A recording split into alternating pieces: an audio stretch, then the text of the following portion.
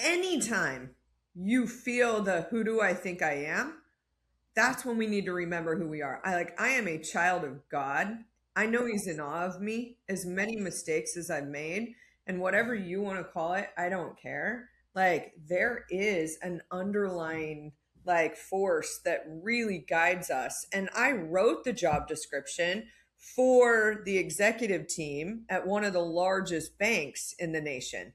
Might have a stagecoach in it, right? But they were dragging their feet, and part of it is to be detached, which it's I wasn't attached to the job description working at that company. I was open. That clarity comes when we have a clear understanding of what it is that we want to do. And so one of the things that I would tell you that with women especially, and we do this in Go Abundance Women, is I have people start with a vision for how they want to feel. Welcome. I'm Amrita, and this is the Amrita Effect. Real conversations about identity, resilience, and becoming for women in the middle of figuring themselves out or finding their way back to who they really are.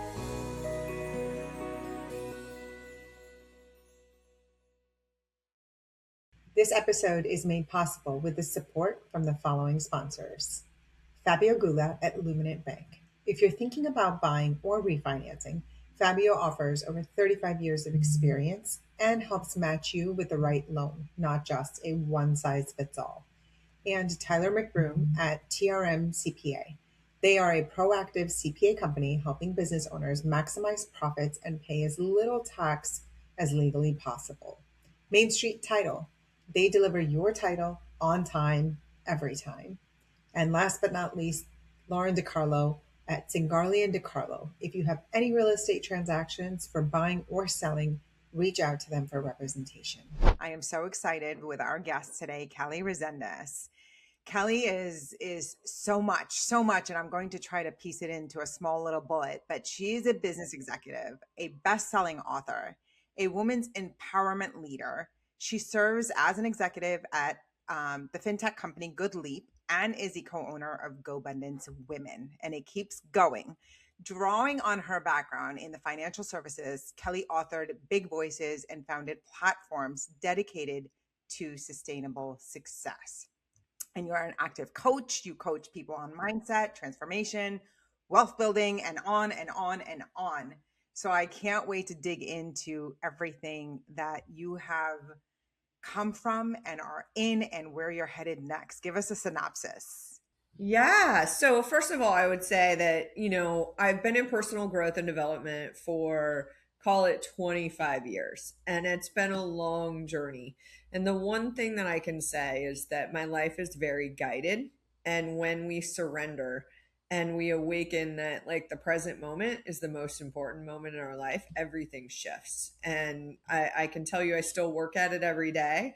But over this journey, and it actually has been a shift since probably the bio that you have. I actually was guided to take the role of president for Minerva, which is a women's femtech company. So I still have some responsibilities over at Good Leap, but for the most part, I'm about revolutionizing systems that are broken, and the healthcare system in the United States is one of them. I think the women's leadership space is broken, and quite honestly, like a lot of women are broken internally because we haven't been given the tools and the strategy and the healing that are really necessary to get to the next level. And that's really, my life is dedicated to that. It is truly dedicated to, number one, being the best version of myself that I can be, which never ends. So if anyone's out there that's like, oh, I've done the work, no such thing. It is, we're working every day, something new comes up, and now we get to another level, and really being able to help other people, just kind of release, I would say, the identities that have kept them playing small so that they can truly feel like they're in their purpose and they feel fantastic. So you've gone to the top of the finance world where you were at Good Leap, and then you pivoted to this empowerment, women empowerment, role and this calling that you had. Can you pinpoint like a turning point that made you feel like I need to make a pivot, I need to make a change? Yeah, absolutely. So I've made quite a few of them in my career. So I was a top producing loan officer for many years and, in the top 1%, had an amazing team and was speaking and sharing, tools with real estate agents and mortgage professionals. And what started off as a subtle knock, like just that, that bit of your soul that's like, you were made for more. Like, I was so successful though. Sometimes when we're good at something, we get trapped in it and we feel like, how am I going to be able to, continue with the lifestyle that I've created for myself? Because at that point, it was just, it was definitely a lot. And so I really sat with it for a long period of time. Instead of making a really quick decision, I just knew that there was more. And so I started to look at, okay, well, if I could create my own role, what would it look like? So I actually created my own job description, and within probably about 6 months is when I got the call from the CEO of Goodleap, Hayes Barnard. And, the question that he asked me, and for anybody out there that's a leader that really wants to attract top talent, he just asked me like, hey, I just want to know what your goals are and see if there's any resources or things that I can do to help you get there faster. And I use that question every single day in my life. That is just a normal part of my conversations today, and we really aligned on the fact that success is really personal growth, and then you create it on the outside. And so I made that pivot in 2011 and joined that company. And it's been 15 wild years, creating one of the largest home improvement financing companies in the nation. And again, I started to get the knock probably about 5 years in, which was I wanted to support women more. I just kept, whether it was internally or externally, drawn to helping women. And so that's what caused me to write the book and then subsequently, become co founder of Go Abundance Women, which is how you and I met many years ago. And so I had a lot of ands in my life. I was able to continue at my role and be able to help women simultaneously. And that's not to say I didn't help men too, because when I speak, it definitely, the audience isn't just women. And then again, I got the knock again, and it was looking at, okay, base level. Like I had done all the work in neuroscience, psychology, really understanding where limiting beliefs came from, why women weren't stepping into their power, their confidence, other things. But I started to see this pattern of really amazing women in their 40s and 50s starting to shut down a little bit, right when they're in the peak of their career, where they should take the role of CEO for a Fortune 500 company, or they should start their own company, because you need a lot of courage to do that, right? You need a lot of like internal drive to do that. And I started to see women collapse more and more. And I had gotten into kind of the hormone functional medicine space about 15 years ago. And I just knew like I needed to go back to base level and say, how do we strengthen women from a physical standpoint so that they can feel just right and then be able to continue to support them on that journey. And that's really what happened. And one of my absolute beliefs in the frequency of abundance, which is one of my books coming out this year, is that we must believe in infinite possibilities. And so a lot of people might say, like, how did you do that and do it? Well, I just believe anything's possible. And so it came down to a conversation with one of our founders and finding a creative way for me to be able to do both things. And so I truly know that when we are present, that we are guided. When we're busy and we're hyper productive and worried about worldly success and external validation and all of those things, it's really challenging to hear kind of our soul speaking to us as to what that next level should be. Okay, so there's so much that I want to hit on. But one thing that stood out to me was when you said you wrote your own job description early on. Oh, yeah. right? There's so much, and I've heard a lot about this. There's so much power in pen to paper and putting your thoughts out on this physical paper and the physical act, not just typing it on your phone, but the physical act of writing it. There is a connection to that physical act. And then not only that, this sounds a little woo woo, but like putting it out in the universe. And then 6 months later, you got a call. Like that's not a coincidence, right? Like there's something to be said about that action, and us not putting stuff out in the universe and holding it back and locking it down, and because we feel like who do I think I am, or this is not possible, or all the Oh, other self-talk that comes into the picture. oh, you just nailed it. Anytime you feel the who do I think I am, that's when we need to remember who we are. I am a child of God. I know he's in awe of me. As many mistakes as I've made, and whatever you want to call it, I don't care. Like there is an underlying like force that really guides us. And I wrote the job description for the executive team at one of the largest banks in the nation. Might have a stagecoach in it, right? But they were dragging their feet, and part of it is to be detached, which it's I wasn't attached to the job description working at that company. I was open. That clarity comes when we have a clear understanding of what it is that we want to do. And so one of the things that I would tell you that with women especially, and we do this in Go Abundance Women, is I have people start with a vision for how they want to feel. So we so often start with how what we want to do or what we want to achieve. Well, those just end up being the hamster wheel, right? And so you made an amazing point, and thank you for doing this, that like actually writing it down is so important. A lot of people have goals or an idea of what they want their life to look like in their brain, or now we're typing it into AI. And there are powerful ways that AI can help you on your journey. But what I don't want you to do is to ever stop that journaling, to ever stop that dreaming and that flow of consciousness. When people have asked me, I've written 4 books now, and I literally hand write everything.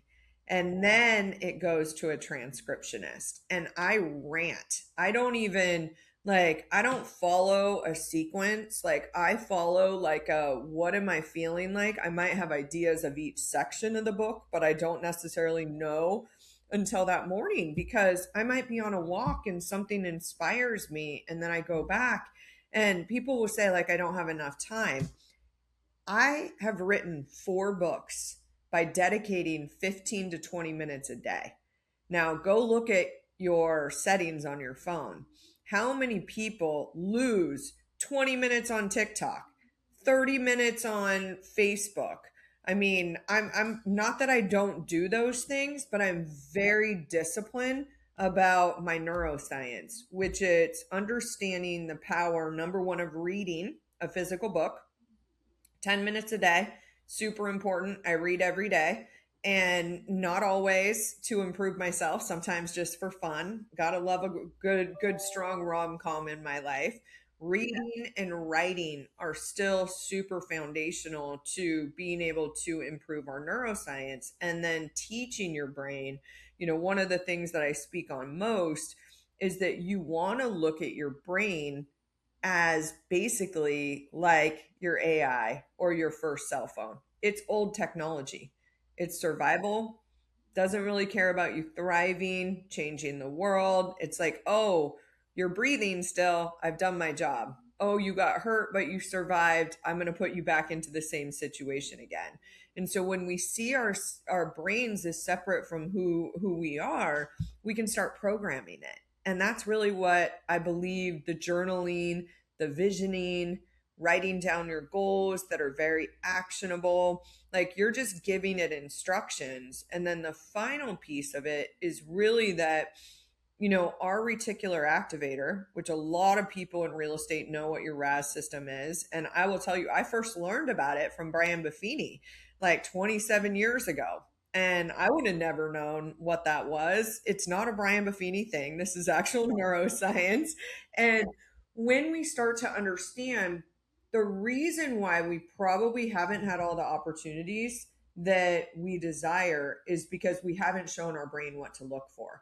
And so when I tell it how I want to feel, I'm going to be able to see things in the world or connections. Like my brain works like the quantum field. When I have a conversation with somebody, I'm like, this person, that person. Okay, here's how you can do that. And that's why I've been really successful in business strategy because I just think differently. Yeah. So again, I'm going to use this word woo woo because I used to come into this and look at it and be like, I don't know. Are we lighting candles and like singing some sort of song? Like, what are you about to do? But the first time I did a physical vision board, um, my husband and I were talking about growing our asset list and getting a building instead of single family units, which is what we originally had. And I'm like, okay, let's see if this vision board thing works. This RAS that they talk about in real estate is for real. I put a picture of a building on the board, including working out, including, meditation in my life for my spiritual strength and all that other stuff. Sure enough, every single thing on that board became reality. We bought our first building like six or 8 months later. And I was like, get out. Like, this is not woo, this is real. Okay, so I can't describe, I can't not mention it because I feel like a lot of women may listen to this and be like, I don't know this language. I don't know what you're saying. Like, this is so foreign. This seems weird, but it's not. Like, it's real. It's real. And it's just being in tune with here and then where you're connected with the divine. And then it just somehow orchestrates itself. It's so cool. I want to add though, because like one of the I would say the ways that I describe myself is I'm a woo-woo translator. So I'm about as type A as you can get, right? Like I'm gonna like literally like, and this is with all the humility in the world, I'm gonna walk into a room and I people are going to feel the energy that I bring. Like I am a boss when it comes to business. From a translation place of woo woo, it's I'm also an energy person. I got there because I worked on my energy and I am not somebody that's worried or thinks about what other people think about me, and so when I come in to the world, I'm like, I know that I'm the best version of me, so I don't need to care as much about what's going on. And when you think about the woo woo, like the one belief is just that my external circumstances are a reflection of what's going on inside of me. And so if I'm in abundance, like financially, I'm going to create that. But the one step that is so different, this isn't just about visualizing. I wish it was easy as visualizing. It's also about taking action. And so that is where discipline comes in. It's the second pillar in my frequency of abundance is that we have to be disciplined about who we're being and about what we're doing. And so taking that vision board into action, right? Being able to see like how many properties do I need to analyze per week? Now, I'm going to give everybody just a little bit of like goal planning inspiration here is that when I look at goals and I ask people about goals, 90% of the time someone gives me an outcome. If I have a conversation with a real estate agent, I will say, what is your goal? My goal is to do $40 million in production this year. That is not a goal, that is an outcome. And the reason is there's dependency on something externally happening. Your buyer moving forward, your seller moving forward. And so what we really want to do when it comes to goals is we want to ask ourselves the following question. Number one, is it an action I'm taking? And is there any external dependency?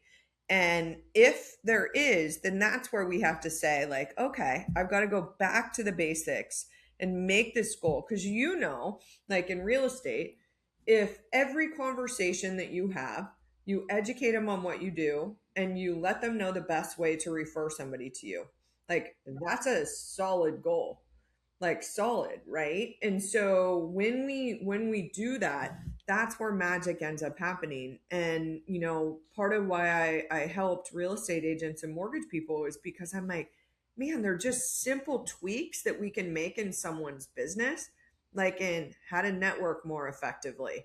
Like, that's another thing. It's like when you have action around networking, every event I go to, I take pictures of me and the other person. I put in my text notes exactly like a resource or connection that's going to change the ball game for them. And I am going to educate them on an ask from me, because another piece of this frequency is learning how to ask for help. I want to connect with women that want to, either use our telemedicine, or I'm also looking for investors right now. And so I'm going to have an ask. A lot of women don't have an ask. And so part of this is just learning how to be vulnerable enough to ask for help, because we all need it. But you have to quiet the mind to sit with yourself to even figure out what to ask for. Yeah. Like we're just rushing and being and doing. Yeah. And again, like, I wish that I had a magic formula to stop overthinking. And so, what I actually teach women to do is to, like, strategically learn how to live with the voices, just have a lot of discernment between knowing which voice I need to follow. And so, I still have a lot of voices, trust me. Like, there's a lot going on in there. I'm a single 52-year-old successful woman that the voice is always like wanting to, like, man, there's not a lot of highly intelligent, conscious men out there. And I'm like, nope, only takes one. I know there's one out there, and so we're in this state of being able to navigate all of the voices. And over time, with meditation, with focus, we will get to the place where it will be quieter. But we also need to understand, like, some of these voices are just unhealed versions of ourselves. And until we learn how to talk to them and reparent them, I help reparent a lot of successful women because they didn't have the same foundation as me. I was over affirmed, like over affirmed. That caused one set of challenges. And some people out there are probably in that same boat, but most people were under affirmed. They didn't realize their power. And so now they step into the world and they look at, whether it's discrimination or gender inequality, or I'm not educated, I'm too old, I'm too whatever, you name it. Like, that's just reparenting and going back to the 2-year old, 3-year old, 4-year old, 5-year old self and being like, no, you're freaking worthy. You can create whatever life you desire for yourself. But we do want to know what type of experience we want in life, because that's going to inform what we need, to kind of build. Okay, so for the women that are listening or watching and they feel totally disconnected right now and just not aligned, or there's a disconnect, what first step can they take? And this is one thing that's really important to me about the podcast that we're doing is when we're done listening to this or watching this, walk away with a tangible step that you can actually apply, right? Because that's what's going to make the magic. Like, to your point, we could listen, read, do, but there's an action step that has to follow. So what small step can they take to rediscovering what their purpose is if they have no idea and they're so disconnected? Yeah. So, first and foremost, like, all of us know what our purpose is. It's just been buried in a bunch of language and other things. Like, we think it's going to be some big, billboard that's like out there, like, oh, this is what your purpose is. And what I would say is that when you really dial in to, like, what have I already been doing to influence or impact other people's lives? That's normally where your purpose is. So, first of all, here's the step that I would take. Book 30 minutes with yourself in the next 3 days. And I want you to write down how you want to feel in your life. How do you want to feel personally? How do you want to feel in your health, in your business, financially? Just write down some words about how you want to feel. When we start to notice, like, okay, well, I want to feel magnetized in my business. Now I might be able to understand how that's going to show up. Well, I'm going to need to network 3 times a week or whatever that might be. But when it comes to your purpose, I normally tell people about a year in to this journey of like, okay, I'm going to start figuring out how I want to feel and the life experience that I want to create. I actually have people start there because purpose ends up unfolding. Now, my purpose is to help people increase joy and to reduce self-suffering. Like I was self-suffering. I didn't grow up in the Serengeti with no access to anything. I grew up in a very nice home with parents that loved me. Like I created self-suffering, right? Through just my own thoughts, my own things. And so how like my purpose isn't this is the job I want to do. This is the role that I want to be in. This is the identity that I embody. It's really simple. Like, I have people that I'm like, maybe your purpose is just to spread love and joy. Maybe your purpose is to heal. Maybe your purpose is to, you name it. So it just shows up many different ways. And I'm going to speak directly. I know you've got a lot of moms out here. Purpose can be reflected in the impact that we make in our children's lives, but you don't ever want to mix your purpose up with like my purpose is to be an amazing parent and shepherd these kids because they're going to leave you. And that is the greatest identity, crisis that women go through is when the babies leave the nest.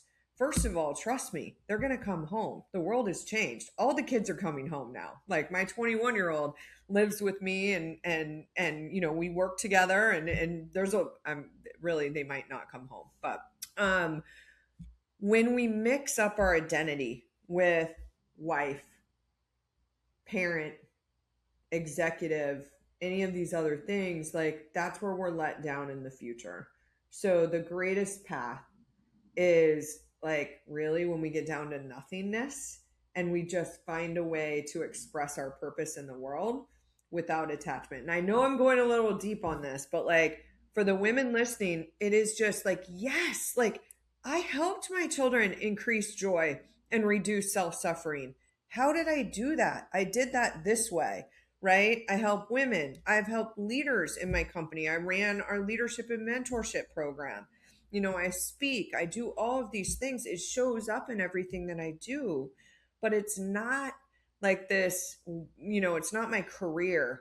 It's not my relationship. It's not, my role as parent, etc.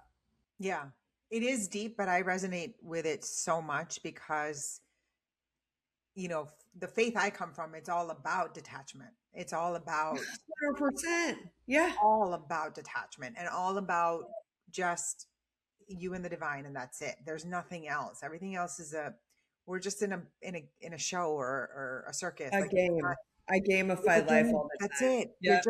You just go through the motions detached, and your vessel, this body that you got, was here for a purpose.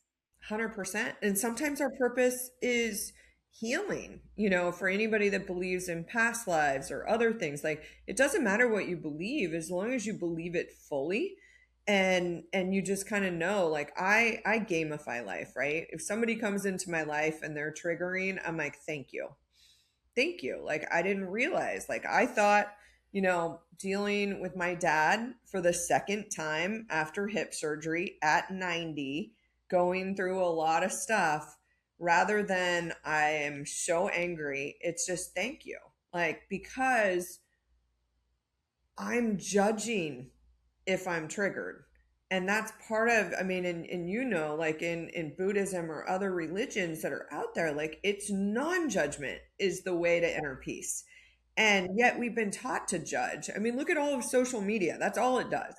I see amazing, beautiful women make posts and 5 minutes later somebody's bashing them. I'm like, why? Why are we doing that to other people? Like stay in our lane, become the best version of yourself, and clarity will come, in abundance. Like clarity always comes. You might not have it in this moment. Like it might not just be right here, but it's going to come.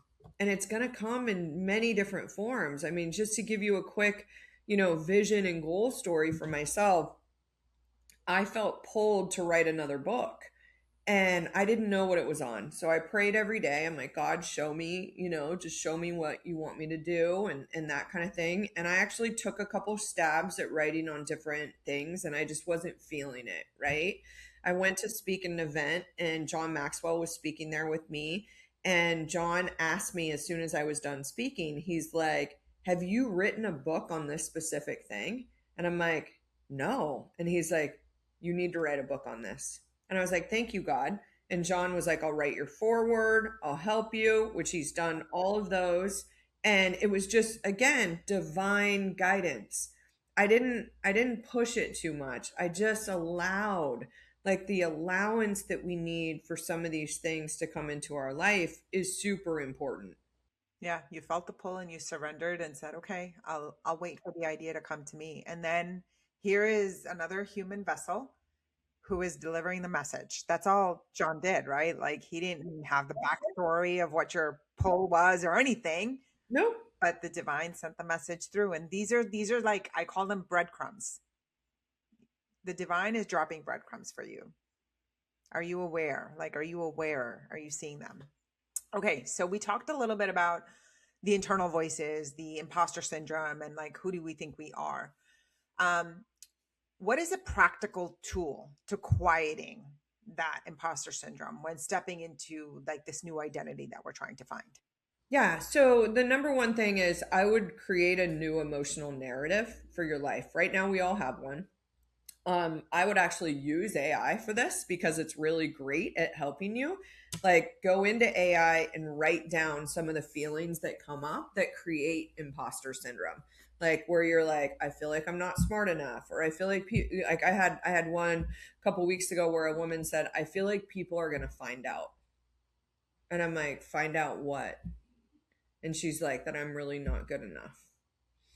And oh, when you feel that, you're like, but that's so many women. When you're saying it, I feel that, I think that, but when you say it and I think she is saying it, I'm like, no, you shouldn't think that. And here I am, I have the same thought myself. Yeah. And so when we have that thought, like, it just is going to keep recurring over and over again. And so when you use, I mean, and you can do it on your own, but we all have an emotional narrative. And what I would tell you is that when we sit down and write a new one, and we tell our brain in the morning, like, I'm going to look for things to be grateful for.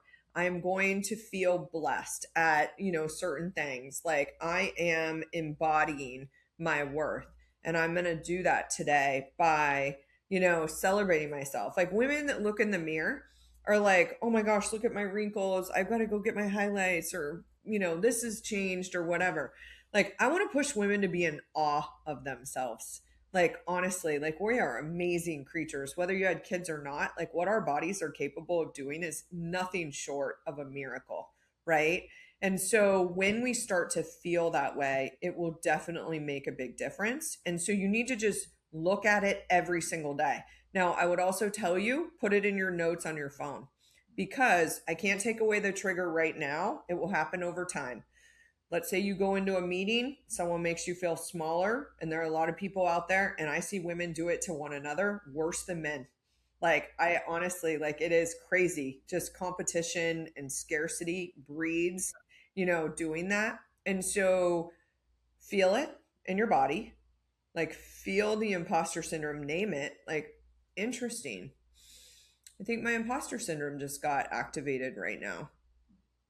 And then I need to remind myself who I am, and go look at your notes and just keep doing it and keep doing it, because over time, like, we will get to embodiment, which is like, our worthiness is a birthright, right? We shouldn't need to remind ourselves, but you've also had 30 years, 40 years, 50 years of maybe a parent's voice, a teacher's voice, your, somebody's voice in your life, an ex-husband, you name it, who has confused your subconscious mind. And because you survived it, it doesn't really care. It's like, you're still breathing, you're still fine. We feel it in our bodies first. And when I look at imposter syndrome, and I really have isolated like four top ways that women sabotage themselves in female leadership. Imposter syndrome is one of them. Like, we are overthinking applying for the job. We are overthinking doing some of the things that it's going to take. I'm just going to share a quick story with you. I ran recruiting for Goodleap. That was one of the divisions that I ran for the company. And, we hire on average 50 to 70 people a month. So it's high volume opportunity, right? And we would have higher level roles. I would get voicemails, in mails, like emails from men all the time. They would go research me. The number of men who bought my book for their wife, and they're like, "Oh my God, I shared this with with my daughter or my wife. I'm really grateful for it. Would love to hop on a call." They were networking very strategically with the person. Like, even though I didn't hire myself, like, they were very much like going the distance. You know what women did? They applied for the job. They didn't do that. They didn't go find the next person. Like, if you're an executive and you're trying to get to the next level, like, jobs aren't filled on Indeed or LinkedIn. Like, they're filled because somebody creates a relationship with somebody that knows the hiring manager in that world. And so imposter syndrome is stopping women from getting to the next level. And yes, there are a lot of external barriers out there, but the internal ones are what stop us. And it just needs to be, I need to learn how to talk to the imposter syndrome voice that's inside of me. And again, reparent it. Like, if you hear, "Who do you think you are?" It's like, you are a child of God. Like, you are amazing. It can create any level of success that you ever want. Like, I have no problem picking up the phone and calling anyone. If I had Oprah's number, I would call her right now because I want her to interview Dr. Betty and I for our Just Right book. And I'm putting that into the universe, right? And so I wouldn't have any challenge having a conversation with her. Is there a little voice that'd be like, "Who do you think you are?" Sure, she's just a human being that struggles like the rest of us, right? She's human. And so, anybody listening, if you know Oprah, hook a girlfriend up here. Um, but I also just like, I know maybe one day I won't have any of the voices, but so far, 20, 25 years into this journey, and they still show up. I just learn how to hold them. Very good. Okay. How do you find purpose when you're in the messy, when you're in the in between and you're like teetering towards that next chapter to unfold? What's your 2 cents around finding the purpose when you're in this in between waiting for that next chapter? What a powerful question. So many women are there. And the reason is that most people don't feel like they have freedom to choose or to follow their purpose. And so the first thing that I would say is that we want to sit down and, again, document how we want to feel in the vision. And then the second thing, what we want our life experience to look like. Like, and there's no judgment here. Like, I believe everyone has a right to create whatever life experience they want. Mine is very grand. I'm not going to lie. I travel the world every year. Like, I live a blessed life and just definitely want to do those certain things. So I have to also be realistic about, well, if I want to do that, then I need to earn at this level or have opportunity at this level. What I notice people do is they believe that they can't have more than one role in their life at the same time. And I'm big on ands. So if I know that I have a purpose and I want to help women more, again, 15 minutes a day to write that book. Like, versus, it's not like I was spending hours on end. It wasn't having any impact in what I was doing. And so the biggest thing that you want to do is start today, is to start to live on purpose. And maybe it's, oh, I want to do leadership. Well, talk to your own company, create a new leadership program within your own company, and then be able to continue to do it more. And maybe down the line, you're going to know, like, okay, when I get to this point, then I'm going to be able to do that. And so we want to create freedom for ourselves to make decisions. So how do we do that? Let's say that someone's listening that hates their job. Okay. Choices. Do I quit? Put myself into scarcity and then go find a new opportunity? Well, if I'm coming from a place of scarcity, I may not have the same, like, basically decision making process I would, because I'm in survival. And so we want to come up with a plan where we have a certain amount in reserves. And if you hate your job, I would tell you, you're going to have to find a way to love it until you're done with it. When we focus on what's unsatisfactory, it just means we're in scarcity. And maybe somebody that's listening is like, it's not that I hate my job, I hate my relationship, I hate this, I hate that, whatever it might be.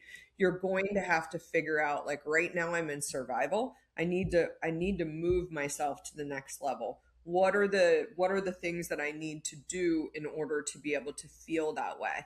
And so coming up with this plan for, if I have 6 months in reserves, if I have 12 months in reserves, like, I'm going to start working on things now and do that. There's also nonprofits out there for somebody that's like, hey, I have a huge purpose to do this. Like, I was just a guest on a Women in AI call last night where I spoke, and these two women come from totally different industries and created this because they're seeing women get left behind in the age of AI. And so they want to educate women, right? Well, they're doing this on the side. And so there's so many ways that you can express your purpose. And so when you're in the in between, the biggest thing that you have to do is, number one, do I have a decision I make right now? Do I need to make a decision right now? Or is it something that I can create, set some actionable goals for myself so that I can do some of the things that are going to be required to get there? But when you feel stuck, you feel a lack of freedom, first indicator you're in scarcity and not in abundance. And so I'm going to start really working on my mindset of, like, how do I focus on what's satisfactory? What can I be grateful for? And what do I really want to create long term? Now, you lead a lot of massive communities where you're focused on women's growth. Let's talk a little bit about why is it so important for us to find the right circle? Like, it's critical. It's non-negotiable when we are finding ourselves again. Who are we surrounding ourselves with? Oh, so important.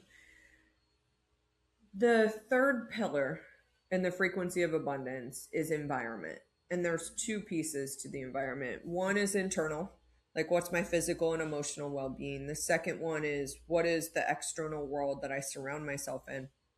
And environment leads in to so many aspects. So there's a couple of pieces to it. Number one, it's proximity. I think anybody that's been to a Tony Robbins event or really just looked at, read the Bible, Book of Buddha or whatnot, it is there from the beginning. Proximity is power.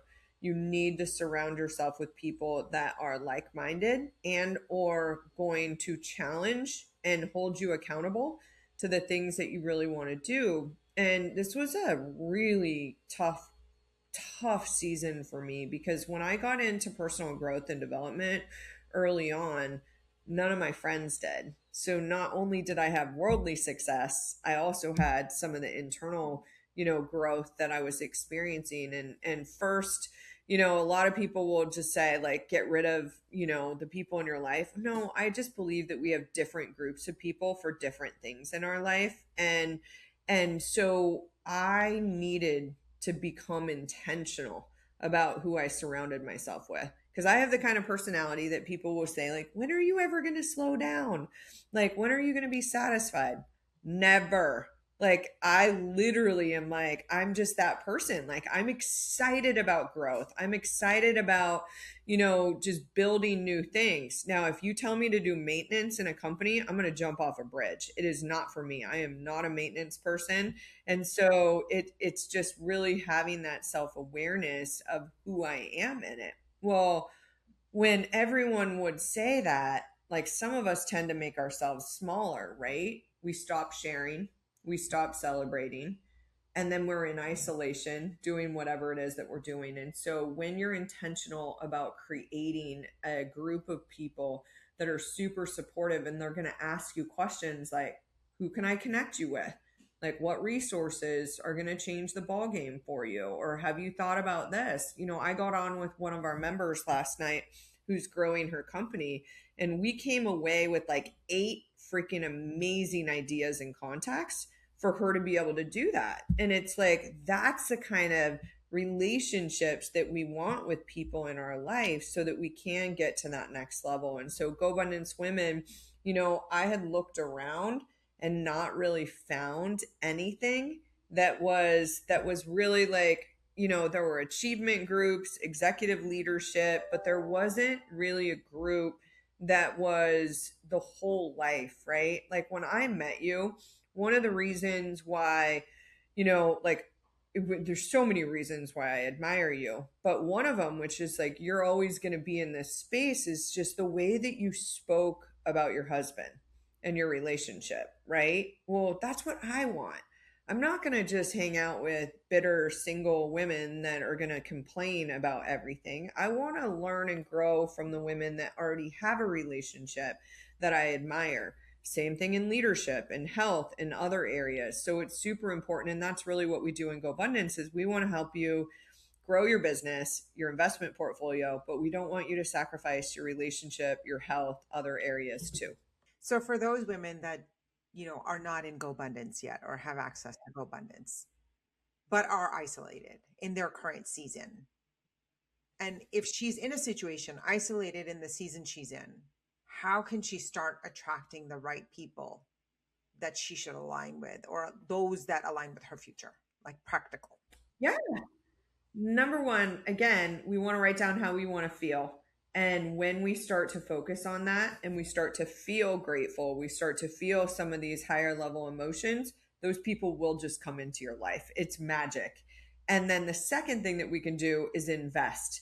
So you can invest some time and energy in finding those people, whether it's in your own network, in your own company. Of course, you can check out groups like Go Abundance Women, but you're going to have to invest either time, money, or energy in being able to do it. But what I found was it was just putting it into the world and then having somebody make a connection. Like with Go Abundance, it was one of those where I was at a real estate event at a top producer's office and was having a conversation with someone, and they're like, well, I heard the founders of Go Abundance Men are looking at creating a Go Abundance Women. And it was just, again, one of those divine interventions. And that's how everything's been. Like Dr. Betty, who, we're building and co-founders of Minerva, the women's femtech company, came to a Go Abundance event. And that's how we ended up connecting. So many other business partners of mine now have come through that. And so when we know and we're really working on ourselves, magic starts happening. Like, honestly, like every day I'm like, oh my gosh, like I just booked Amrita, which I like literally, it was last second.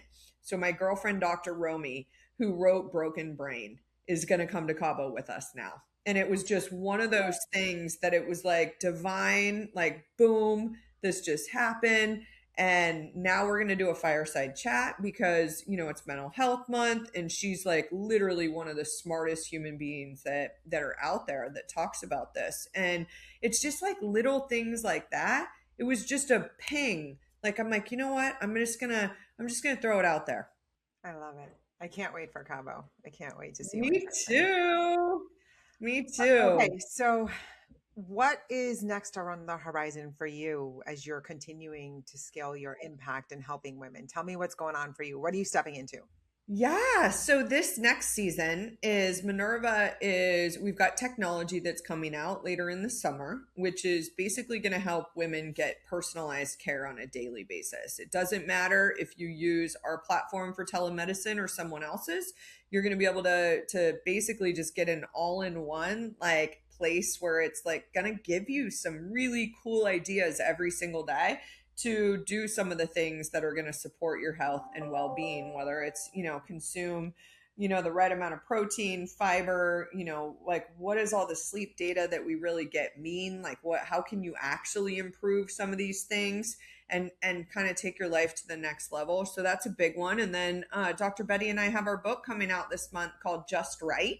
And we're excited about that, and really just giving women the tools and resources that they need, to bring a checklist to their own doctor. What lab work do they need? And how can they fine tune the way that they feel on a regular basis? And then I've got frequency of abundance coming out later in the year, which again, I talked a lot about today. So I am so thrilled. Number one, I just moved to West Palm Beach, Florida. So anybody in the South Florida area, come find me. And that was part of the environment, was that I had been in one environment my entire life in California, and I knew and just felt pulled to be able to get a little bit closer to the ocean and doing some of the things that I love. So I'm just enjoying it here.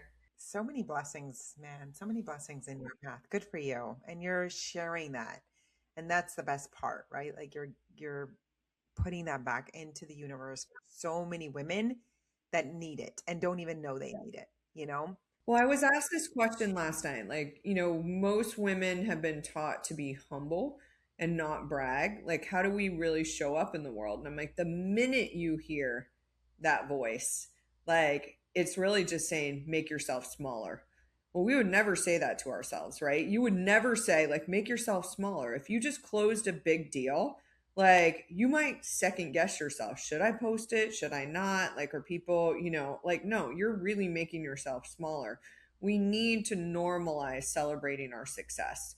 Now, where's the line between, humility, I would say, and just kind of that, whatever you want to call it, when we're trying to make other people feel bad or we're comparing, that's where the line is. Like, celebrate your own success, find the right environment to be able to do it, and it will change your life. I can't believe you just brought that up because that's something that has been in the back of my head this entire interview because that's a struggle I have. So, humility is very big in the faith that I practice. So, the Sikh faith is all about like, you're nothing. You're nothing. You, in the sense that the divine is in control. You're not attached to any of these things, right? And it's a very hard concept to delineate that you and divine are one. You yourself are not really something specific, but yet it is very important to like, and it sounds like I'm talking in circles, but it's very important to say that you're worthy and you have something to offer, right? But I think the way I delineate it in my mind is that worthiness is coming from the divine for me. And it's not necessarily like it's not mine to give or to share. It's the divine's and I'm just the vessel sharing it. And yes, you should like I struggle posting any of my successes. And I will never forget in one of our events that we were at, Mike McCarthy had to whisper in my ear. I was on a panel, and it was on the whim that panel was created. I don't know if you remember, but it was a panel on the whim, and we had asked the women in the audience, "Who do you want to hear from? Who should we put on the panel?"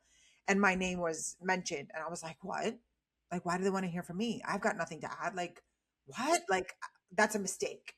And I questioned it, and they were like, "No, no, no. Your name came up several times. You're going to be on the panel." And I was sitting on the panel, and Mike McCarthy had to come up and in my ear whispered, "Don't be sorry for being great. Like, don't feel bad about being who you are and being great. Like, somebody wants to hear your story. Don't be embarrassed about that. Don't be sorry and don't play small." Right. And this is the struggle I deal with where like I want to stay in this state of humility. I don't want my ego to take control, and I don't want to go to a malicious place with that where the ego can take you, where you're talking about comparing, making others feel smaller. That is not the fabric I'm made from, right?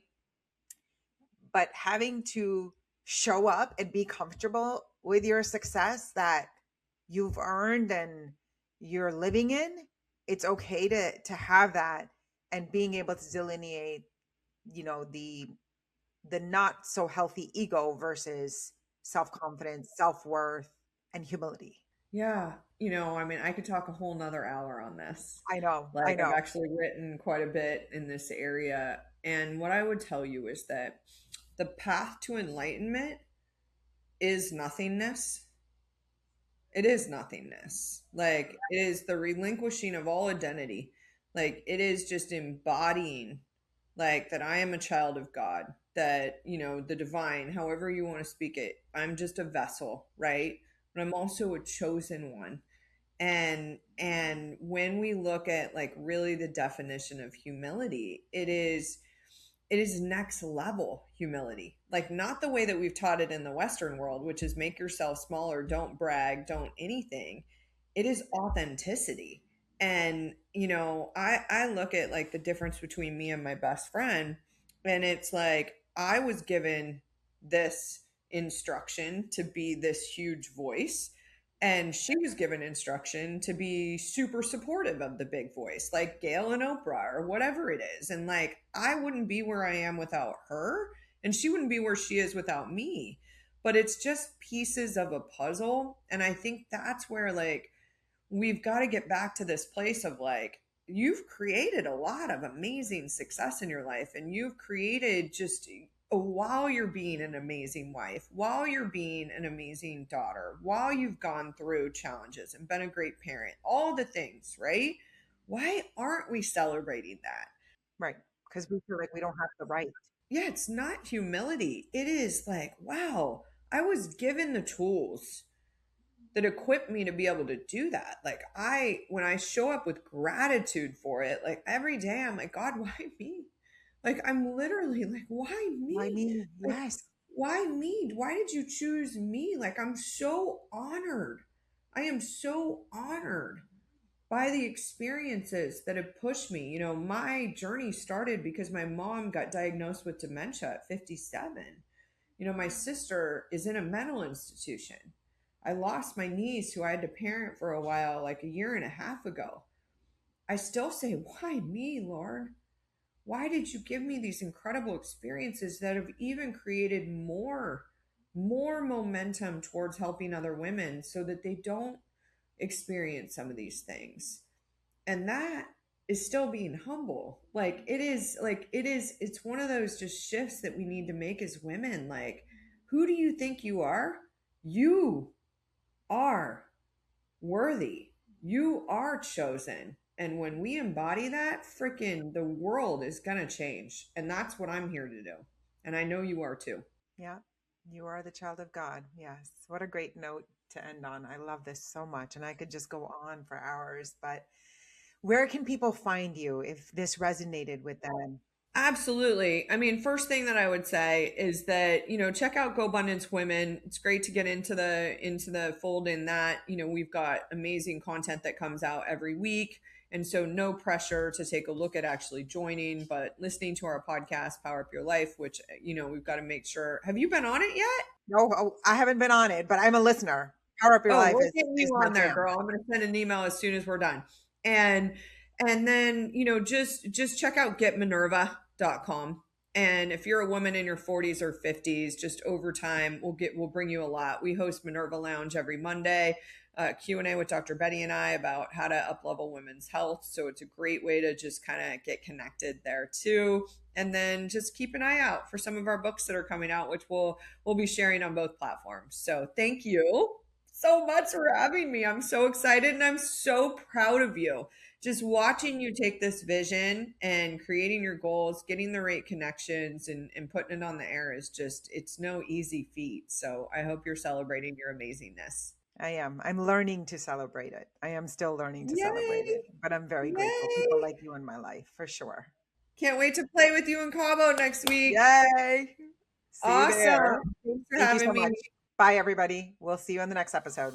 That's a wrap on another episode of the Amrita Effect.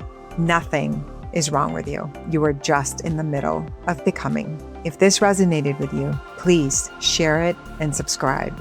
And if you could, leave a review so this reaches more women who need it. Just take one small step forward, and I'll see you in the next episode.